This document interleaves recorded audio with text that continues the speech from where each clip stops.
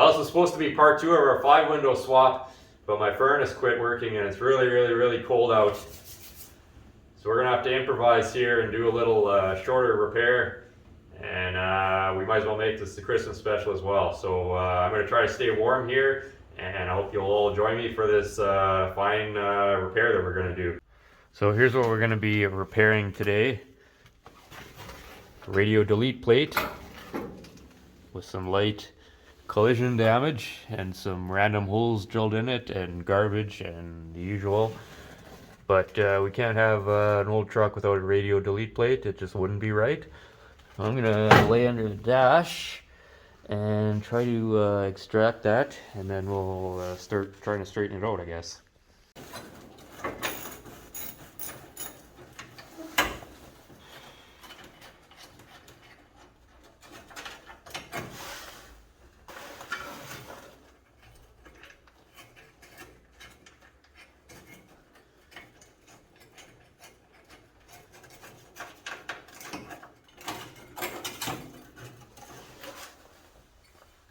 So it was a successful extraction there.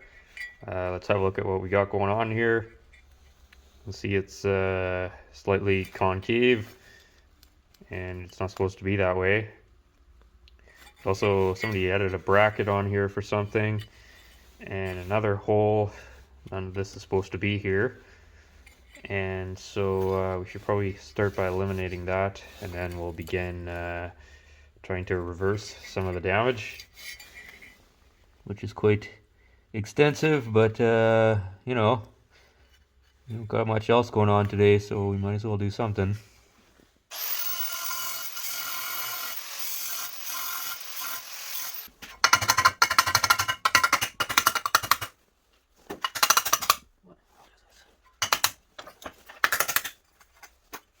Really cold in here, so there's no theory here. I'm just going to start hitting this and hope it does something. I do this in the house, but loud noises upset the cats, so I'm kind of banished to the garage until further notice. Just using a sandbag here for kind of a backing device, I guess.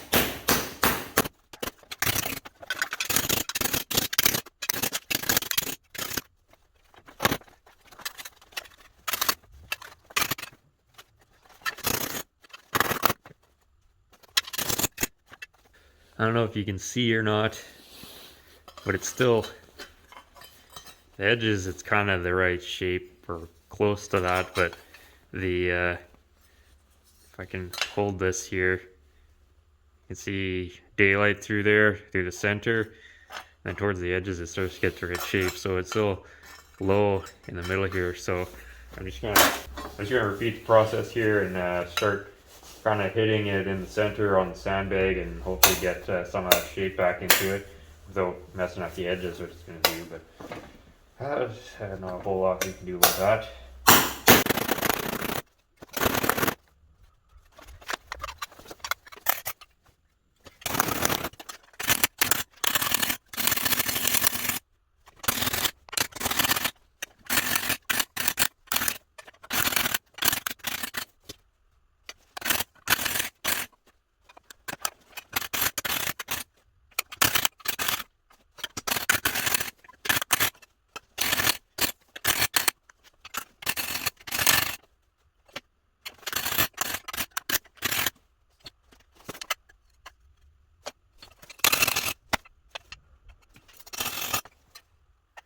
So it's starting to come back into shape there a little bit. The camera's probably not going to focus, especially now that I bumped it. But you'll just have to take my word for that, I guess. So I think at this point I'm going to sand off this mess here, so I'm back to bare metal. And then we can kind of continue to monkey about with it and see where it goes. Before we go any further, I'm going to weld up these holes here.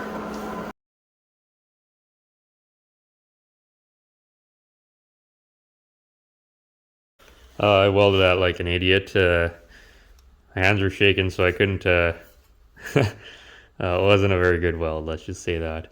but you can see there she's sunk in a bit, or a lot actually, like fair ways. It's right in there again. So now we're gonna have to kind of go back and hammer the sole back out again.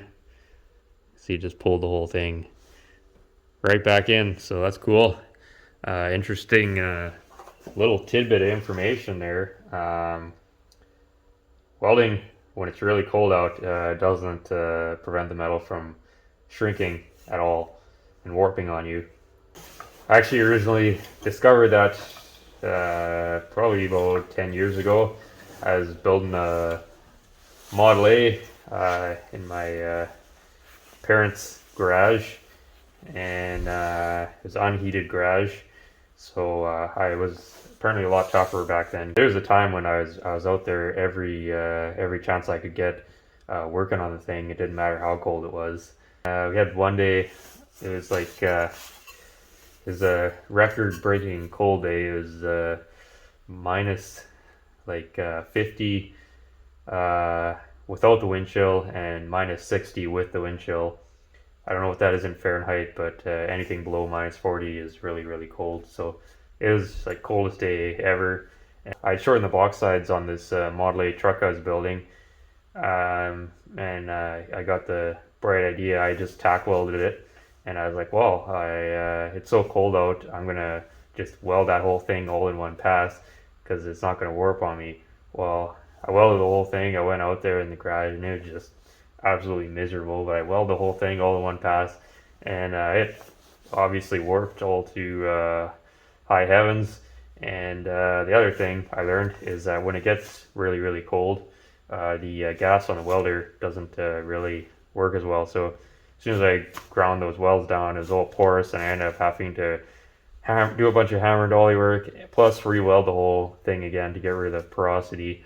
So it all I did was basically froze to death for absolutely no reason whatsoever. So these days I sure do like having a heated garage, but well, stay tuned to the end of the rant on that.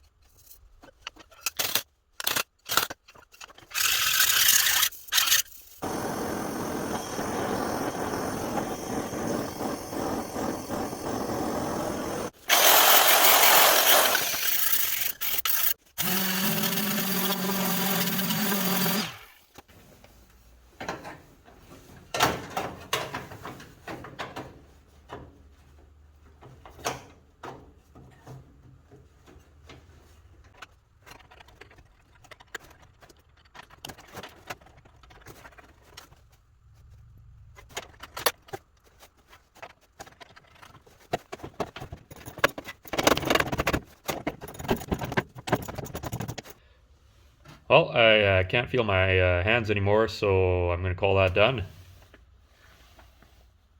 It's much better than a hole there. The only sad part is now I have to cut a giant hole in this because we're going to be installing this. So, I mean, this is nice and all, but that right there is what it needs. So anyways, don't got much else to say about that, but yeah, there it is. And another little piece of the old 48 GMC is going to live on in this cab.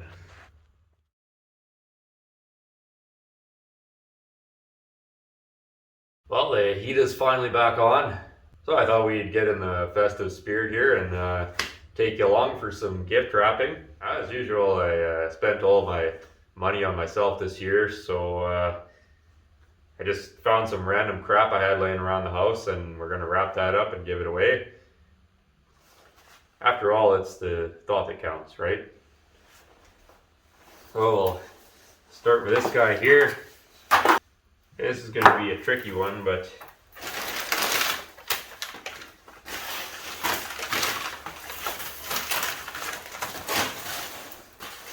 a lot of you probably don't know this, but I was actually a professional gift wrapper before I became a body man. So this all comes quite naturally to me. So it looks like I'm showing off. I'm not. A lot of people use string and festive things like that. I like to use this cloth covered wire here. Just leaves a real nice touch, and it's far more traditional than the modern plastic covered wire.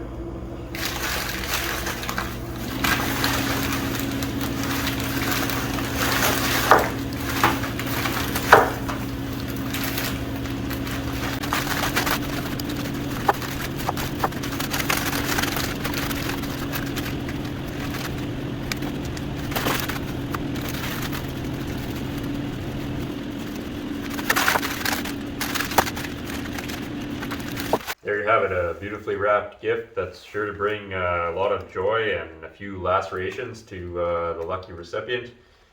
But, I mean, it wouldn't be Christmas without a little bloodshed.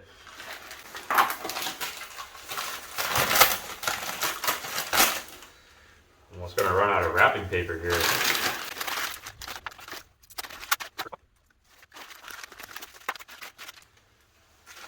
Another one for the books.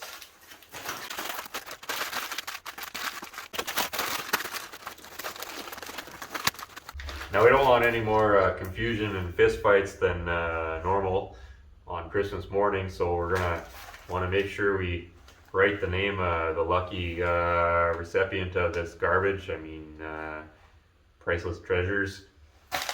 So just for that, I like to use the old crayons there. Pick a color that you think works.